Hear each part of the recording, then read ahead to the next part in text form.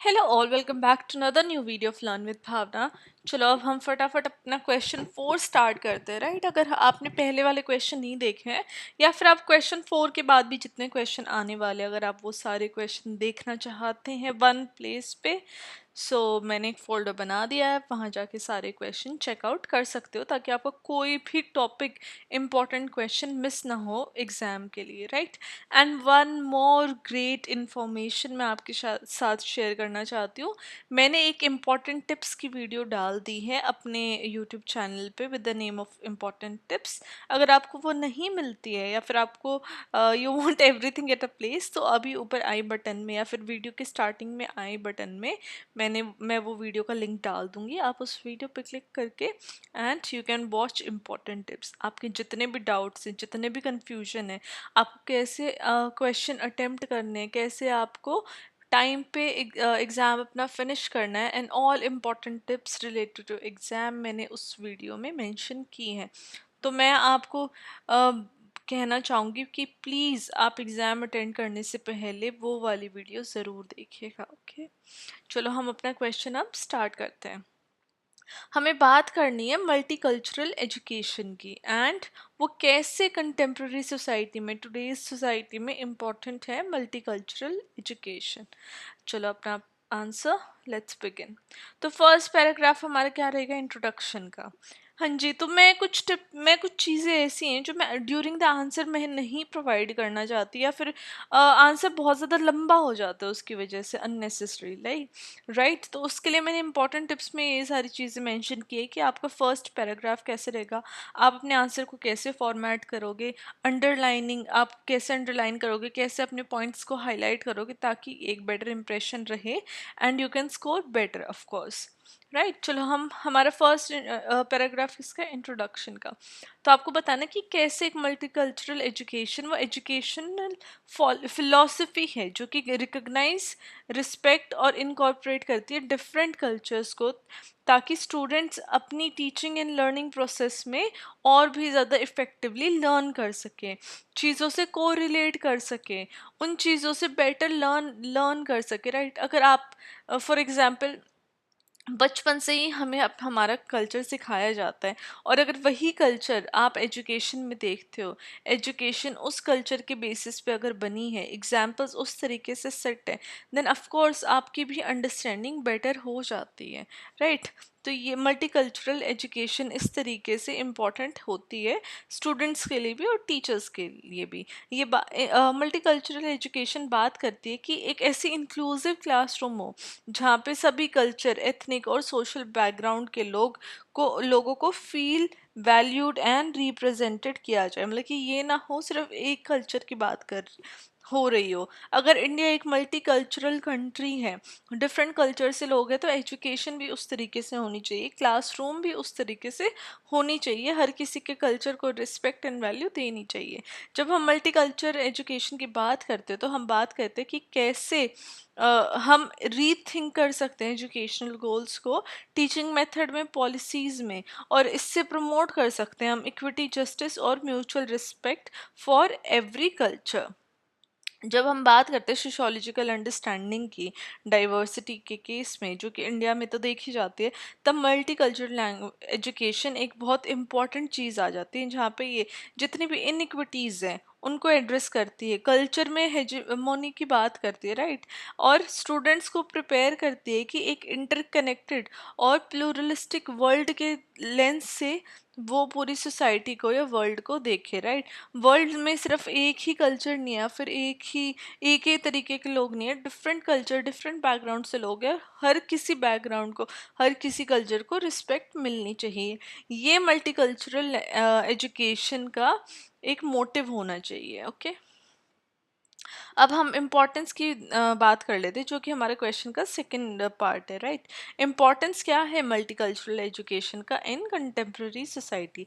तो पहला तो आ गया, ये प्रमोट करती है सोशल कोहेजन एंड हार्मनी। जब हम मॉडर्न सोसाइटीज़ की बात करते हैं तो हम देख रहे हैं कि जो कल्चरल डाइवर्सिटी है, ग्लोबलाइजेशन की वजह से, माइग्रेशन की वजह से जो लोग शिफ्ट हो रहे हैं, डेमोग्राफिक एक शिफ्ट देखने को मिल रहा है, उसकी वजह से कल्चर भी बहुत ज़्यादा इंक्रीज हो रहे हैं, कल्चरल डाइवर्सिटी, मतलब कि एक एक प्लेस में आपको डिफरेंट कल्चर्स के या फिर ऑलमोस्ट एवरी कल्चर के आपको लोग देखने को मिल जाएंगे आज के टाइम पे विद इन सिटीज़, राइट। और जो ये चीज़ है, ये जो डाइवर्सिटी है, इसी को अंडरस्टैंड करने के लिए, एक सोसाइटी में कोहेजन लाने के लिए, स्टूडेंट्स के अंदर दूसरे कल्चर्स को रिस्पेक्ट देने के लिए और उनके पर्सपेक्टिव को अंडरस्टैंड करने के लिए मल्टी कल्चरल एजुकेशन का एक बहुत इम्पॉर्टेंट रोल देखने को मिलता है। नाउ इससे डायलॉग एंड अंडरस्टैंडिंग भी डेवलप होती है डाइवर्स ग्रुप में, जहाँ पे कि जितनी कल्चरल मिसअंडरस्टैंडिंग्स है या प्रेजुडिस है या फिर कुछ ऐसी जो कल्चरल स्पेसिफिक कल्चर्स के बारे में कुछ जो हमारी पहले से जो धारणाएं बनी हुई हैं, उनको भी हटाने का काम मल्टी कल्चरल एजुकेशन करती है।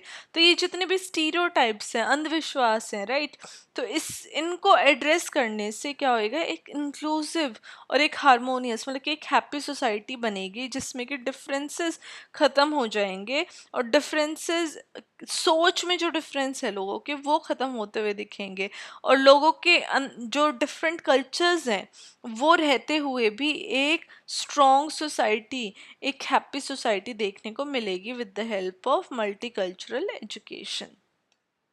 सेकंड आ जाता है चैलेंजिंग कल्चरल हेजमोनी।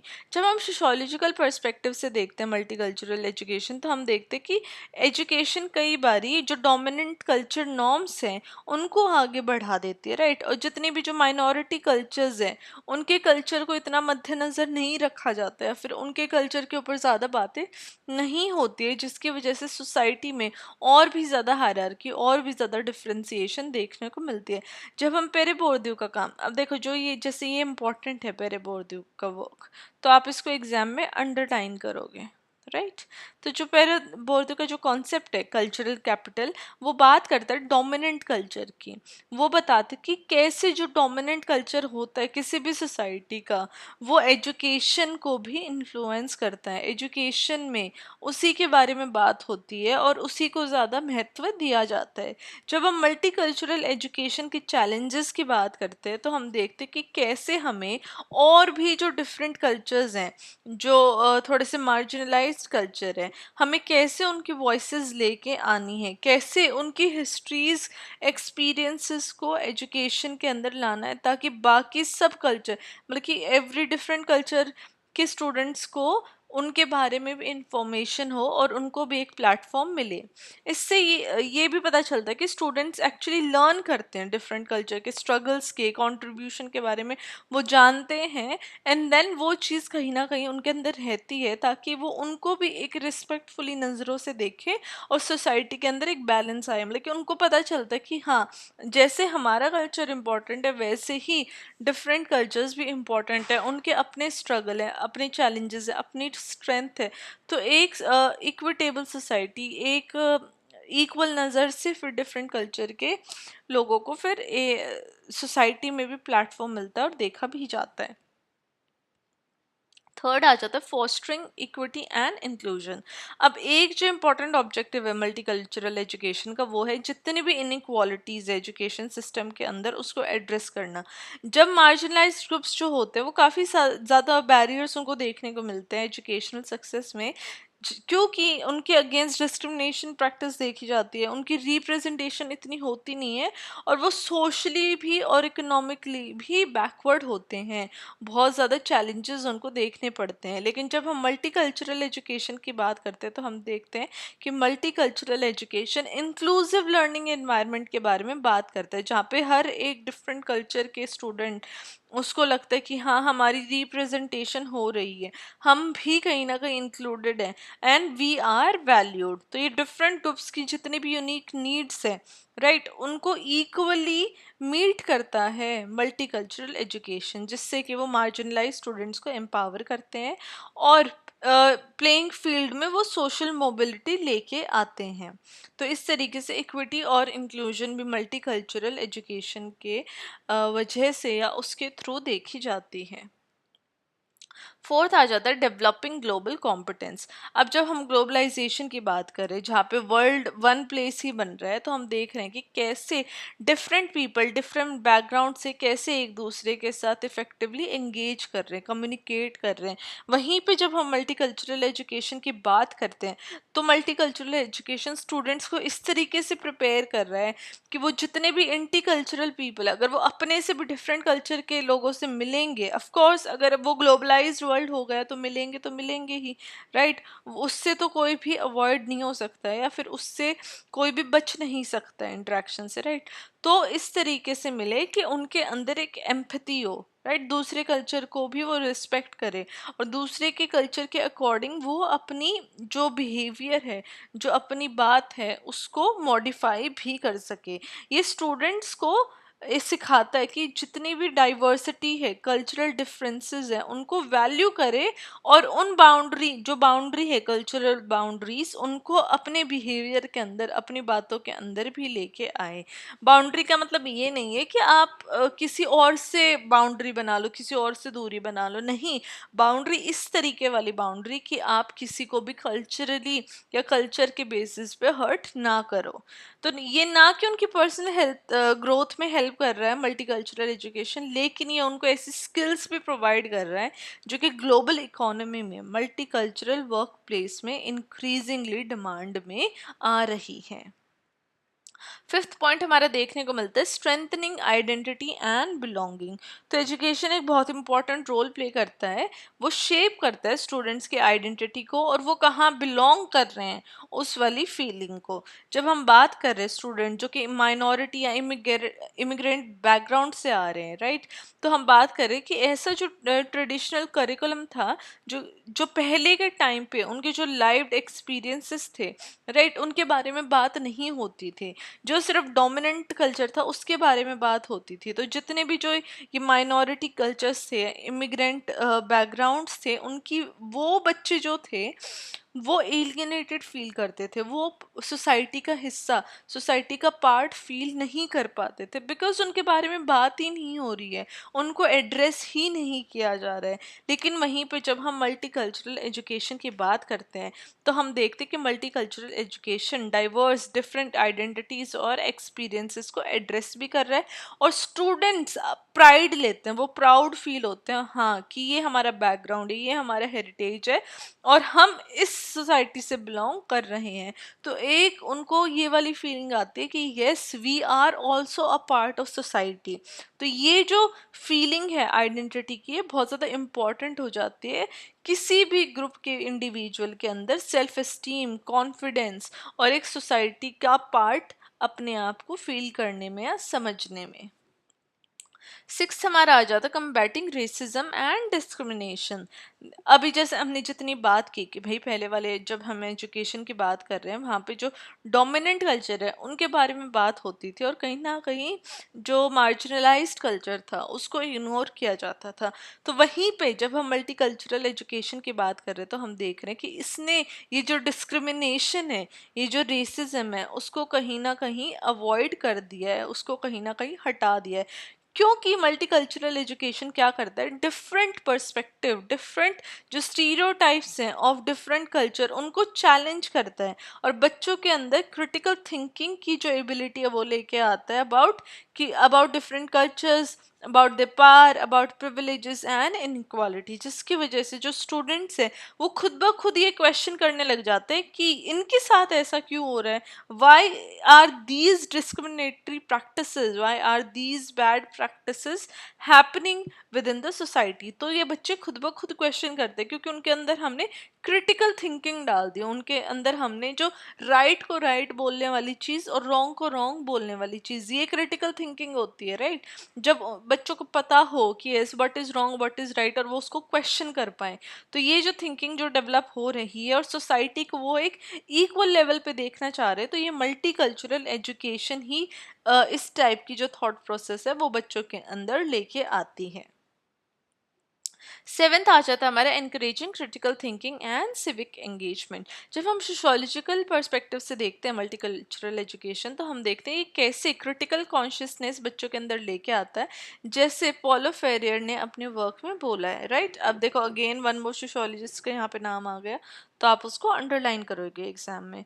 जब हम बात करते हैं क्रिटिकल थिंकिंग लेके आना है, फिर मल्टीकल्चरल एजुकेशन कॉन्शियसनेस लेके आता है बच्चों के अंदर, तो स्टूडेंट्स के अंदर क्या होता है, उनके दुनिया को देखने के लिए डिफरेंट पर्सपेक्टिव होते हैं, डिफरेंट नज़रिए होते हैं, जो कि वो खुद ब खुद इनकरेज होते हैं ताकि वो जो भी डोमिनेंट नरेटिव है उसको क्वेश्चन करे और वो बात करे। फॉर एग्जांपल अगर कोई मार्जिनलाइज सोसाइटी से, मार्जिनलाइज्ड कल्चर से कोई भी पर्सन, कोई भी स्टूडेंट बिलोंग कर रहा है, तो वो क्वेश्चन करेगा कि अच्छा बुक में तो ये लिखा हुआ है, लेकिन ऐसा तो होता ही नहीं है, ये चीज़ तो है ही नहीं, राइट। तो ये चीज़ जो क्वेश्चन करने की जो थिंकिंग है, क्वेश्चन करने की जो एंगेजमेंट है, और सोशो हिस्टोरिकल रूट्स को समझने की जो चीज़ें हैं, वो मल्टीकल्चरल एजुकेशन के सहारे बच्चों के अंदर डेवलप की जाती है, या फिर वो ऑटोमेटिकली वो जो एक बटन है ना वो ऑन हो जाता है बच्चों के अंदर। तो ये जो क्रिटिकल अवेयरनेस है स्टूडेंट को प्रिपेयर करते हैं कि वो एक्टिव और इन्फॉर्म्ड सिटीजन बने कंट्री के, और एक इक्वल और जस्ट सोसाइटी क्रिएट करने की इच्छा क्षमता रखें। एट्थ आ गया हमारा adapting to demographic and social changes. अब कंटेम्प्रेरी सोसाइटी क्या थी, उनमें बहुत ज़्यादा चेंजेस हुए, राइट। माइग्रेशन हुई, ग्लोबलाइजेशन हुई, जिसकी वजह से जो डेमोग्राफिक कंपोजिशन है वो भी चेंज हो गया।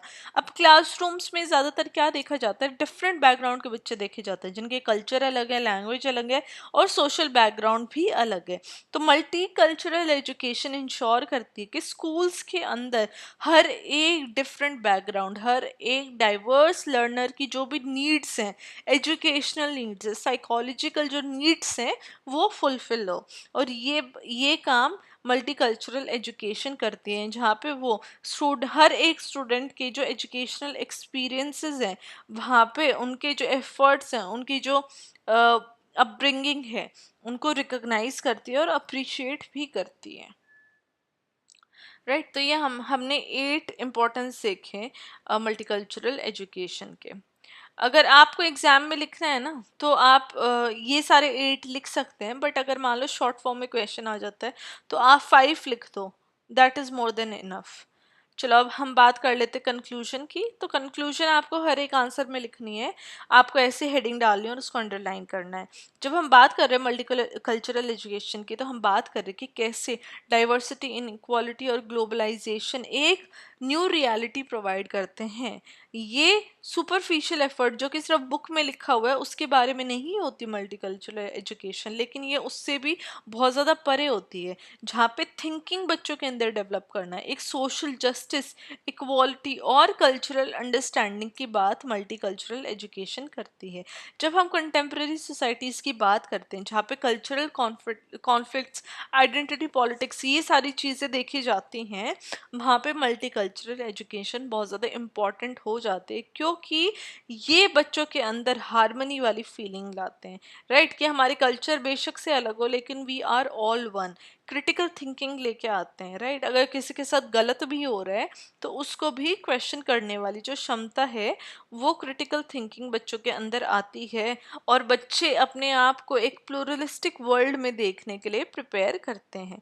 जब हम बात कर रहे हैं डाइवर्सिटी को एम्ब्रेस करने की, या फिर जितने भी सिस्टमैटिक इनइक्वालिटीज़ हैं उनको चैलेंज करने की, तो वहाँ पे मल्टीकल्चरल एजुकेशन बहुत ज़्यादा हेल्प करती है एक ऐसा इंक्लूसिव और इक्वल सोसाइटी बनाने में। ये इंडिविजुअल्स को एम्पावर करती है, जहाँ पे वो कम्युनिटीज़ को स्ट्रेंथ करते हैं और एक अपना अपना ओन रास्ता वो बना लेते हैं फ्यूचर का, जहाँ पे वो डाइवर्सिटी सेलिब्रेट भी की जाती है, और एक वो सोर्स बन जाती है स्ट्रेंथ की for the people of different cultural backgrounds, right. तो ये हमारा क्वेश्चन था मल्टीकल्चरल एजुकेशन पे, और उसकी इम्पोर्टेंस क्या है कंटेम्प्रेरी सोसाइटी में। आई होप आप लोगों को ये क्वेश्चन समझ में आया होगा, एंड अगर आया है तो please do like, share and subscribe to my video and my channel. One more thing, अगर मान लो अगर ये शॉर्ट फॉर्म में भी आ रहा है तो आप इसकी इम्पोर्टेंस मेंशन कर सकते हो, राइट। अगर शॉर्ट फॉर्म में आ रही है तो ये मत सोचो आपको कि सिर्फ पैरा पैरा में आपको सिर्फ शीट भरनी है, नहीं, आप पॉइंट में अपने आंसर लिखिए, बिल्कुल पॉइंट टू पॉइंट अपने आंसर लिखिए एंड उस तरीके से आप बेटर स्कोर कर सकते हो। अगर आपने मेरी इंपॉर्टेंट टिप्स वाली वीडियो देखी है तो आपको पता होगा कि मैं क्या बोल रही हूँ, और नहीं देखी तो ऊपर आपको आई बटन में मिल जाएगी, या फिर आप कमेंट कर देना लिंक के लिए, I will send you the link of the video. Okay, now I will see you in the next video with question 5 of MSOE 001. Till then, study well, study hard, and all the best for your exams.